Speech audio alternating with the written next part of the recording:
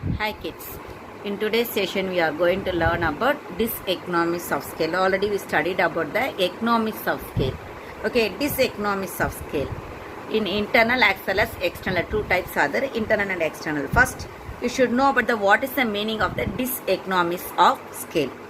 The diseconomies of the scale is a disadvantage to a firm. Okay, first one, economies of scale is a advantage to a firm. In industry or an organization, what are the advantages internally we can able to get and externally we can able to get, that only is the economies of scale. Here diseconomies of scale, what are the disadvantages we are facing in the internal as well as in the external, in the scale of production. Scale of production means ratio of the factors of production. This also already I informed that means the ratio of the factors of production, how much we are that means the ratio we are contributing in the factors of production. Okay, factors of production, what are the factors of production? Land, labor, capital and organization. This necessarily increases the cost of production of a commodity or service. This diseconomies of scale is a disadvantage, already I told. It will increase the cost of production. Actually, in the economies of scale, how we can able to decrease the cost of production in the factors of production. That means when we are involving the ratio, that means the ratios means already I told how much you are going to take as a land, take as a labor, like that I told, isn't it? In that one, how much we can able to decrease the cost of production only deals about. In the diseconomies of scale, how much it can be able to increase the cost of production. So it is a disadvantage of the firm or an industry. It deals about the speed of the supply of the product to the market. Already I told here internal as well as external, isn't it? First we will move on to the internal. When the scale of production increases beyond optimum limit, if the scale of production, that means the ratio of the factor of production, it increases beyond the optimum limit, its efficiency may come down. The efficiency of using that land, labor, capital and the organizer, it will come down. Okay, if we are using the above the optimum level, means definitely what the efficiency they are having, they won't show in the production. Definitely it will come down, the efficiency it will come down. In the external diseconomies of a scale, in this one, if the actually the outside of the firm, what are the factors we are affect which are and all the factors it affects the production. Okay, inside the production, that only we are going to see. Here they given as an example as if the bus strike, it appears means definitely the laborers they can't able to enter into the industry, so they won't come to the industry. That means the outside, from the outside we are getting the problem. Okay, outside only we are getting the problem. That only we are saying as a external diseconomies of a scale. That means outside the problem, what are the problem we are facing? Transport we may say, market also, in the market also we may face the so many things there. That means the substitute products somebody, that means same like what the product we are giving the production, same like the type of the production anyone can able to give. Otherwise a substitute for this product also anyone can able to give in the lower cost. Okay, that means in the market the valuable will be the what the which one is getting, they can able to get in the minimum cost, that only they will move, the people will move, the consumer will move to purchase, isn't it? The product which one they can able to get in the minimum value, minimum market price, that only the people will move. But here if when we are showing in the cost of production, if it increases, definitely the market price also it will increase. So our product it won't sold out in the market. Now you are going to learn about the isoquant. Okay, what is the meaning of the isoquant? Iso means equal, quant means quantity. Iso means equal and quant means quantity. That means actually this one from the Greek language only we did this one. In our presentation, only two factors only we are going to take, labor and capital. Labor and capital only we are going to take. Okay, actually in an economics, an isoquant curve is a curve drawn by joining the combination of changing the quantities. Joining the combination is here I joined the combinations of the different combination. Okay, different combination of the quantities is changing, labors as well as the capital, both it is changing only there. Okay, then two or more inputs also they may add there, but we are taking here only two inputs alone, labor and capital. In isoquant curve always they deals about the labor and capital alone. An isoquant curve can be defined as a locus of points representing various combination of 2 points. Various combination I given here for the 230, for 422, like that I given, isn't it? That means the various combination of the two factors, that means two inputs also we may say, capital and labor, yielding the same output. It will yield the same output 400. See, in this chapter column also I given that units of labor, units of capital, it varies only. The capital as well as the labor, both it is varies only, but the output it is giving the same alone. When the two factors in the two different combination giving the same output, we are saying that one as a isoquant.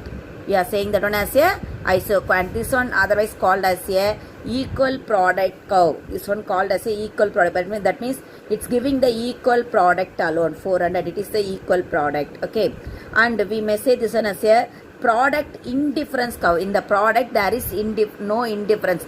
That means the difference is not there. Indifference alone is there, isn't it? That means the same. That only. Okay.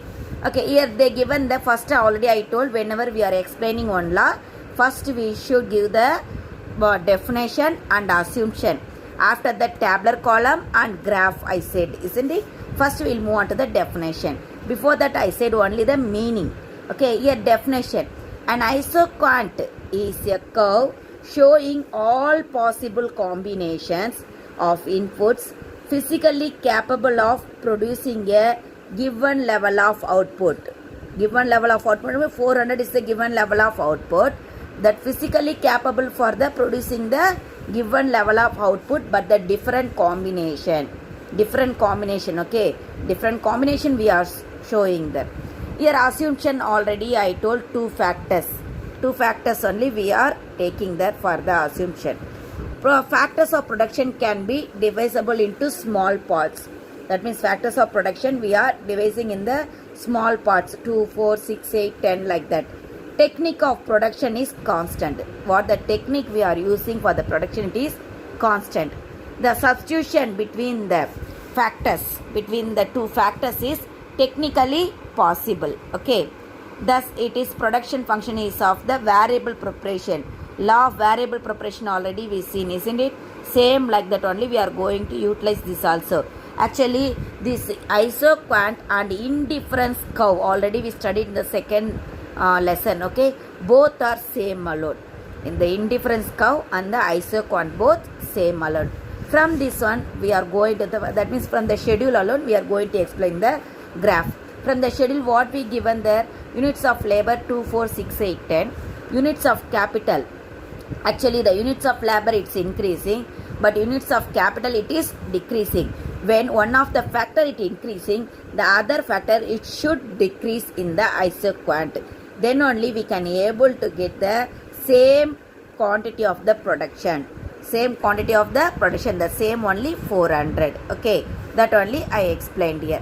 Next here is the isoquant map, this one. Okay, in the isoquant map what it denotes means when the factors of production in the different factor, that means when the capital it is in the low as well as the labor also low. Okay, then we are giving only the 100 units.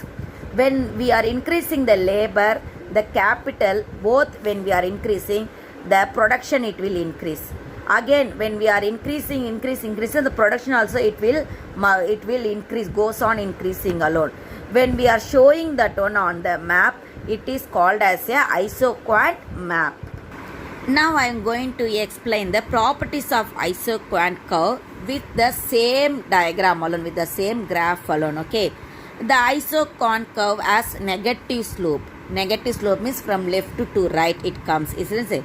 It slopes downwards from left to right, indicating that the factors are substitutable. That means substitutes only both. How when we are increasing the labor, we are decreasing the capital, isn't it? That means both are substitutable alone. So if more of one factor is used, less of the other factor. That means one factor is more and another factor is lesser. So what we are saying, the same production only we are getting, and the curve it is in the negative. The curve it comes to slope towards the left to right. Next, convex to the origin. It is convex to the origin. When we are comparing this one, you may check here. It is convex. Convex means you know, isn't it? It is convex to the origin. Okay, and this explains the concept of diminishing marginal rate of technical substitution. Actually, convex to the origin means what it explains there. It explains the concept of diminishing the marginal rate of technical substitution. Okay, when technical substitution is there, it will diminish the marginal rate. It will diminish. That alone, it also explains there. The capital substituted for the labor, unit of labor, goes on decreasing when the isoquant is convex to the origin. When the isoquant is convex to the origin, the capital is decreasing, isn't it? Labor it is increasing per each and every unit. When the labor is increasing, at that moment the capital is decreasing. At that time, the curve is the convex to the origin. When the capital is decreasing, when labor is increasing, then the origin that the curve it will be convex to the origin. That only they are explaining in that one. Next one is the non-intersection of the isoquant curve. Okay, this one, how the non-intersection of the isoquant curve. Here the point A lies in the both the IQ1 as well as the IQ2, isn't it? IQ1 and IQ2, in both it lies there. Actually, IQ1 it gives only the 100 units and the IQ2 it gives the 200 units. Okay, in this one, C is the highest output. It's giving the C is the highest outputs it's giving, but B only giving the how much lesser than C, isn't it? It is giving only the lesser than C. Here, how we can able to say this A point is equal to C and B point is equal to A.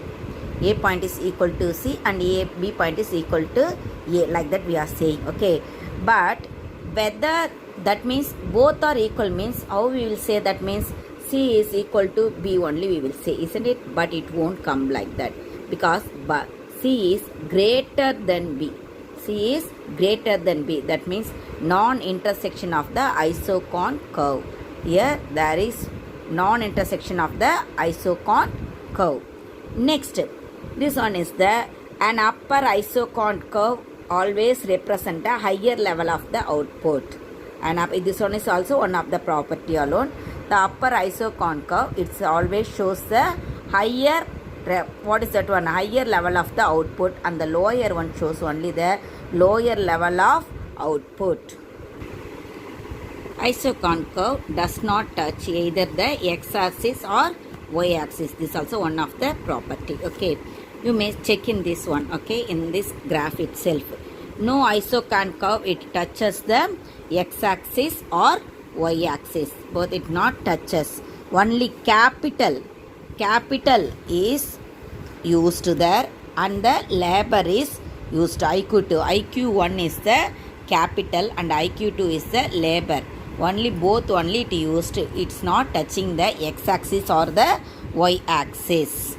Okay, now we will move on to the isocost line. What is the isocost line? Now we will move. Isocost line. Isocost line, it illustrates all the possible combination of the two factors, labor and capital. Okay, all the two factors, possible combination of the two factors that can be used at given cost and for a given producer's budget. What the producer's budget is given, from that alone we are going to do this one. That means from this tabular column itself you may know. That means the producer the budget is 120. Okay, along with this 120 rupees, that the total expenditure 120 only, it should come there. Okay, in each and everywhere. That means how you can able to allot that one. For that one, what we are taking here as a, for the capital, for 1 unit price is 30, for the labor 1 unit price is 10. Okay, like that only we are going to allot there. In this one, what we are doing there, how much if we are adding for, that means if we are using the 4 times of the 4 units of the capital, how much labor if we are utilizing, means we can able to spend this total expenditure. That only first we are going to find. If we are using the 4 units of capital, then only the 0 unit of the labor alone we can able to utilize, sir. Then only we can able to use this budget. Already the producer budget, what they given, 120 only is the producer budget. This only we should utilize in everything. That means to give the production. Okay, this is the cost. Okay, this is the cost of the production. That means the budget of the producer of the, that means the one of the organizer is going to spend only the 120 rupees to give the production.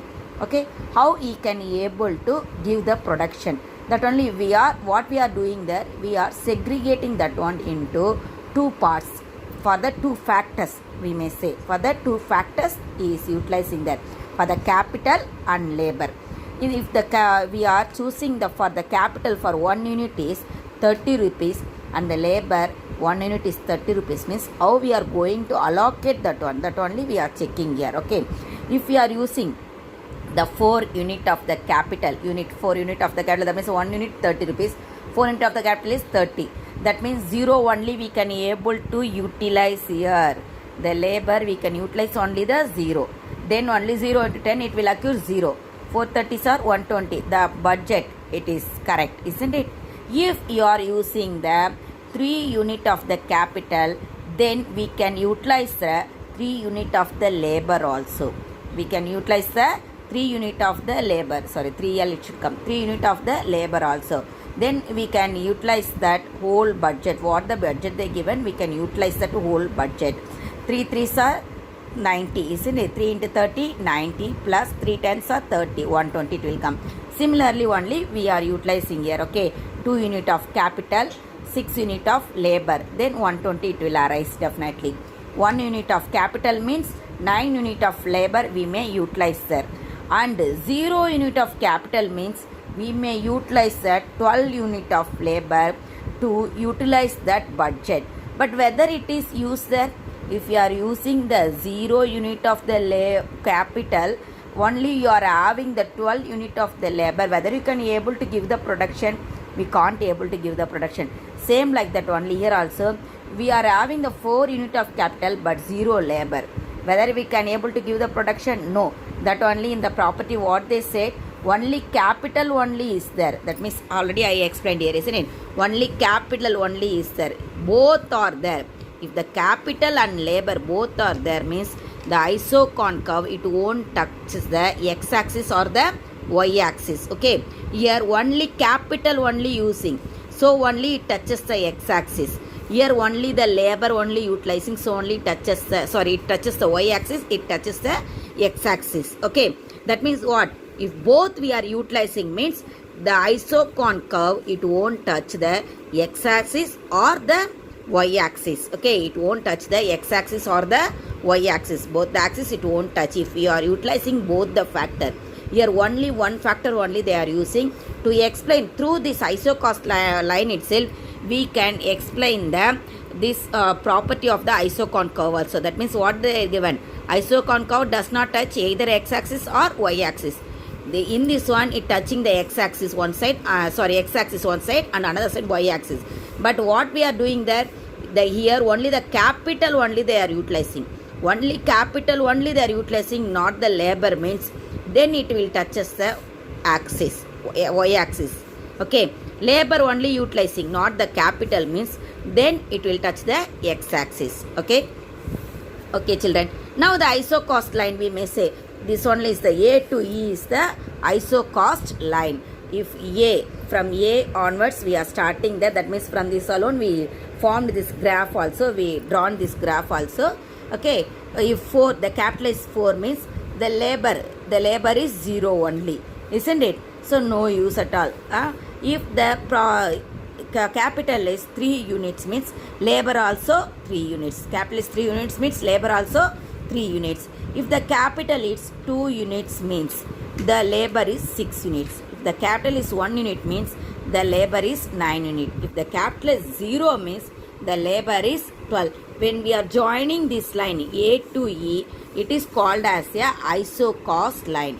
This line one is called as a isocost line. Isocost line, it also from upward to downward. How it is the slope alone. From upward to downward it is slope alone. Thank you kids.